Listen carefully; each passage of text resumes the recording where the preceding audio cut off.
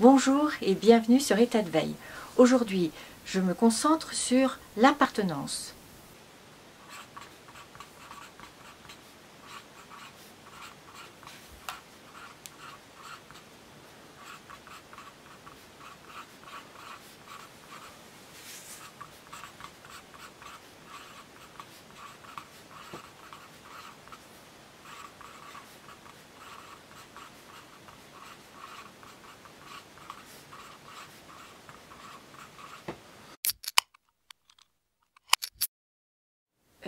L'appartenance, ce serait le côté lumière, et bien sûr je vais parler de son opposé qui est le côté sombre de la dépendance.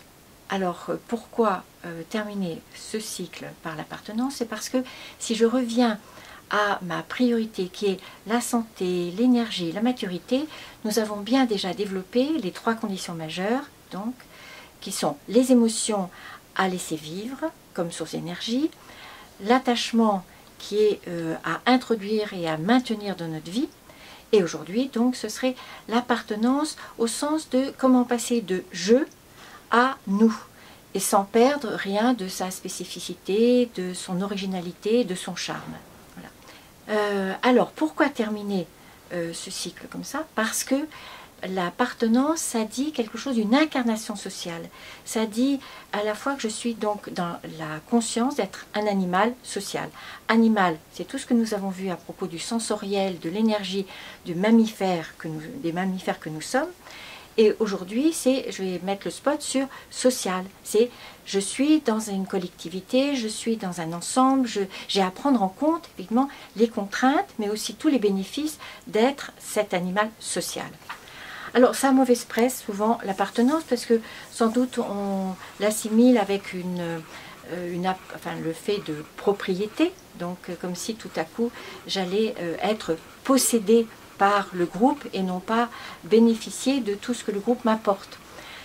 Donc, à la fois, cette appartenance est à être distincte de l'inclusion. Ça, je mets juste un mot. L'inclusion, c'est le fait, par exemple, je suis née femme et donc j'appartiens à cette moitié de l'humanité de fait. Mais ensuite, dans ma façon d'avoir construit mon identité, je peux me sentir une appartenance choisie, élaborée et riche pour moi. Ensuite, donc, j'aime beaucoup distinguer quelque chose qui a à voir avec un autre mot avec lequel elle est confondue, c'est la relation. La relation, c'est juste un échange, c'est quelque chose d'agréable ou désagréable. L'appartenance dit une autre condition, qui est celle d'avoir des histoires communes, d'avoir des légendes partagées, d'avoir ce socle qui dit quelque chose à quoi nous adhérons. Alors bien sûr, l'appartenance, ça sera aussi, comme pour une association, payer un éco, payer une cotisation, c'est-à-dire que je vais donner quelque chose pour appartenir et je vais recevoir beaucoup de sécurité et aussi un supplément d'identité. Ce que nous pouvons retrouver dans les sociétés dites primitives, c'est la priorité donnée au groupe par rapport à l'individu. Ce dans quoi nous avons cultivé nos habitudes, nos représentations aujourd'hui, c'est plutôt l'inverse, quelque chose qui donnerait priorité à l'individu sur le groupe. D'où notre méfiance, d'où notre illusion que l'appartenance nous priverait de ce développement personnel. Et un certain nombre d'auteurs, Michel Serres et bien sûr Cyrulnik, nous donnent des illustrations de l'inverse.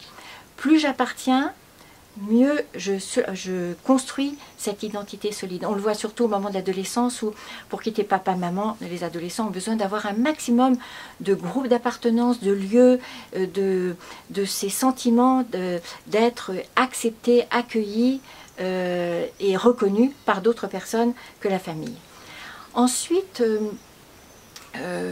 j'aime bien aussi voir que la distinction majeure, c'est celle avec la dépendance. Alors, la dépendance, elle est du côté de ce qui paralyse, de ce qui handicape, de ce qui fait ciment dans notre vie, mais au détriment du mouvement, alors que l'appartenance, elle est la sève, elle est le socle, elle est ce cadre qui va justement à nouveau, comme l'attachement, être source de sécurité.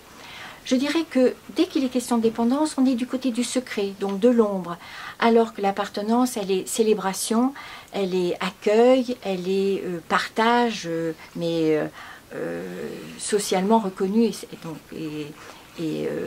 réjouis. Voilà. Et puis, pour encore insister sur cette distinction entre dépendance et attachement, je dirais évidemment que la dépendance, et ça c'est une évidence pour nous tous, elle est du côté du contrôle, que le contrôle prenne la forme de la séduction ou de la manipulation, alors que dans l'appartenance, c'est au contraire l'occasion de développer cette confiance dans le groupe, en soi, dans les projets communs, etc. Donc j'aime bien revenir sur cet essentiel pour moi.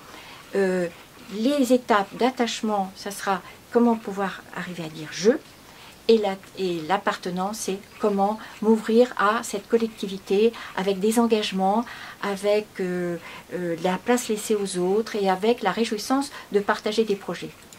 Voilà, rendez-vous pour un autre cycle de état de veille.